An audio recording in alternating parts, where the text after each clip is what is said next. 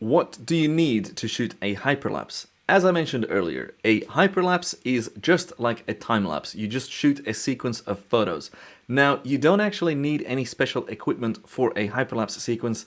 In fact, you can get away with much less. The vast majority of my hyperlapses are shot without a tripod, without a remote, just me handheld, clicking away, making my way to or towards the side of a building. Now, the reason I don't use a tripod is because I am the tripod. My eye height never deviates, right? That is all the same height, you get what I mean? The other reason is because I don't have to move a tripod and then level the ball head or the three-way photo head, I can shoot much faster and create many more sequences to play with in post. The only downside in this way of shooting, of course, is that you can't use ND filters to drag your shutter or increase your shutter speed, but we'll cover that in a future video. And the reason I don't use a intervalometer or a remote is because when you're shooting with a remote, you are stuck to that frequency. I believe it is much better to get in the zone and to click away as consistently as you can, because every now and then you will come across something in your sequence, on your travel, on your hyperlapse that delays you, and then you will end up with a shot that doesn't fit into the sequence.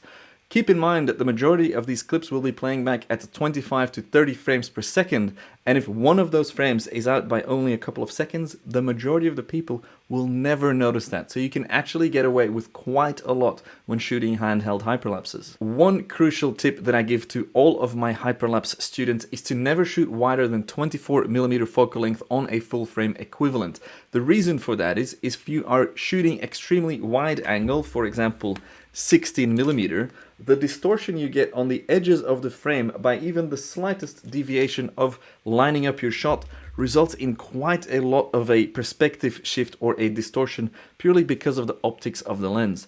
The way these stabilization algorithms will work in post-production is they find it incredibly difficult to straighten that out. For that reason, go 24mm or higher. Ideally, something like 30 or 35mm is a really nice sweet spot for hyperlapses where you won't have any of that weird wobble in post-production. Now, for more complicated hyperlapses, for example, where you're going from day to night, a holy grail, or when you want to drag your shutter using ND filters, obviously you're going to need to shoot on a tripod, which takes more time because you gotta lift your stuff and adjust your ball head.